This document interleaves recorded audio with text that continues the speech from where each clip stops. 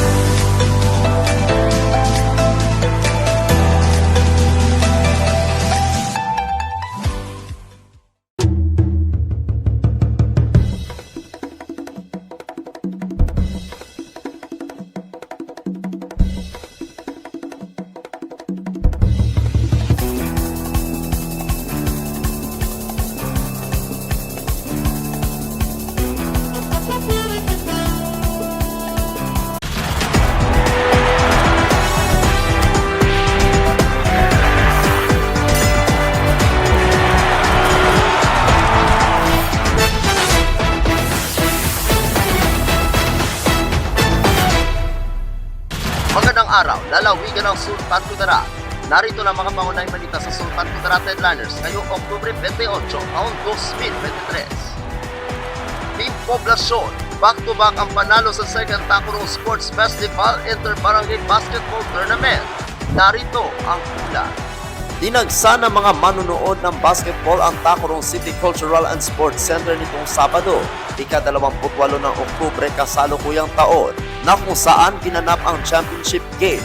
Sa unang laro na 17 under, maagang lumamang ang Team Poblacion na sa ika-4 na quarter na tuluyan na naipanalo ito ng Team Poblacion sa score na 81-66. Sa 17 under, tinanghal na best point guard si Salvador, best power forward si Villanueva at best small forward si Libres, na pawang nakasapi ng Team Poblacion. Samantala sa Team Tina, nakuha naman ni na Italia ang best center at best shooting guard si Maganto.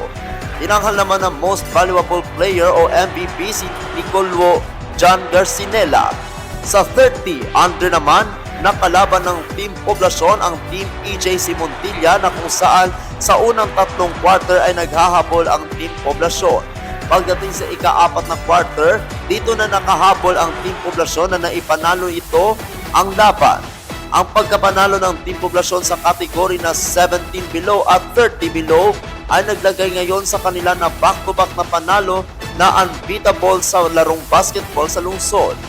Best point guard si RJ Medina, best power forward si Kenneth Ferrer at best center si Clinton Harrell na pawang mula sa Team Poblacion. Sa Team EJC Montilla, hinirang sila Gino Cambiado na best shooting guard at Sultan Pilar bilang best small forward. Tinanghal naman ng most valuable player o MVP si Abdul Bayaw ng Team Poblacion. Ang Team Poblacion ay kapwa pinamumunuan ni Poblacion Barangay Kagawad Anthony Pamposa na bilang kanilang coach. Ang Inter-Barangay Basketball Tournament ay bahagi ng second Tacorong Sports Festival. Ako ang inyong kaibigang Apolinario de Valencia para sa Sultan Kudarat Headliners. Ginang, patay sa pamamaril sa bayan ng Calamansi. Narito ang ulat. Patay ang isang ginang matapos pinagpaparil bandang alas 8:30 ng umaga ngayong araw, ika-28 ng Oktubre kasalukuyang taon, sa bahagi ng Purok Nara, Barangay Santa Clara, bayan ng Calamansi, lalawigan ng Sultan Kudarat. Kinilala ni Police Major Hilbron Ocoren, hepe ng Calamansig Municipal Police Station, ang biktima na si alias Ises, 51 taong gulang, may asawa at naninirahan sa nabanggit na lugar. Lumabas sa ulat, ang biktima ay papunta sa kanyang tindahan ng nilapitan ng hindi kilalang sospek at pinagbabaril na nagresulta ng kanyang agarang kamatayan. Agad nagsagawa ang Calamansing Municipal Police Station ng manhunt operation sa lahat ng posibleng exit points sa posibleng pagka-aresto ng salari. Habang ang ibang friendly forces ay naka-alerto na at patuloy ang isinagawang investigasyon sa naganap ng shooting incident.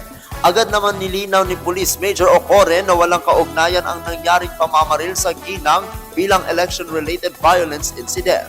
Ako ang inyong kaibigang Apolinario Ferdi Valencia para sa Sultan Kudarat Headliners. Para sa uling balita, pambato ng lalawigan ng Sultan Kudarat, second place sa Regional Super Consumer Quiz 2023. Narito ang ulat. Naiuwi ng pambato ng Sultan Kudarat ang second place sa ginanap na Regional Super Consumer Quiz Show 2023 na binuo ng Department of Trade and Industry o DTI Region 12 sa pamamagitan ng Consumer Protection Division noong ika-24 ng Oktubre kasalukuyang taon na ginanap sa lungsod ng General Santos. Tinanghal na second place si James Benedict Unabia ng Notre Dame of Tacorong College Junior High School na kumatawan sa lalawigan ng Sultan Kudarat. Panalo sa patimpalak na ito ang pambato mula sa Kidapawan City National High School na si Joan Cabanas at third place naman si French Mark Taras ng New Society National High School ng lungsod ng General Santos. Ang tagisan ng talinong ito ay para lamang sa mga mag-aaral na nasa junior high school na taon-taon na ginanap sa buwan ng Oktubre bilang bahagi ng pagdiriwang ng Consumer Welfare Month, na kung saan sa pamamagitan nito malalaman ang kaalaman ng mga mag-aaral sa mga karapatan ng mga mamimili at kanilang responsibilidad at maging sa batas ng fair trade. Si Cabanas ay isang grade 10 na ang coach ay si Marilu Alag, na kung saan tinalo nito ang 14 na mga kalahok na mula sa lalawigan ng Sarangani, South Cotabato, Sultan Kudarat, Cotabato at maging sa lungsod ng General Santos. Bago nangyari ang regional na competition, ay dumaan ang mga ito sa provincial o city level na quiz show na ang tatlong mananalo ay lalaban sa regional level. Ang tema sa ngayong taon ng pagdiriwang ay Generation S, Generation Sustainable, na pinapaunawa ang kahalagahan ng responsibleng pagkonsumo at tungkulin para tugunan ang problema sa polusyon at iba pang mga klima.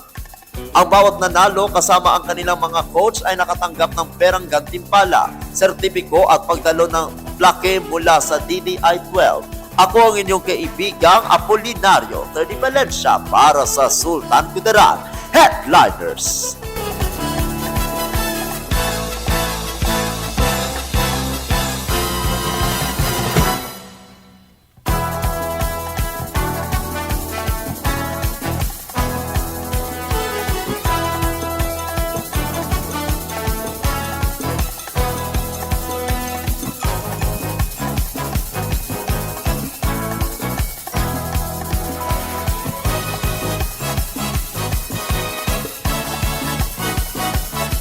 At yan ang kabuuan mga balita sa araw na ito. Mga balitang kailangan ninyong malaman, balitang walang kinakampihan, mga balitang totoo, mga balita may dalang aral at inspirasyon. Ito ang Sultan Kudarat Headliners. Hanggang sa Lunes, happy weekend, maraming salamat at magandang araw, kaibigan.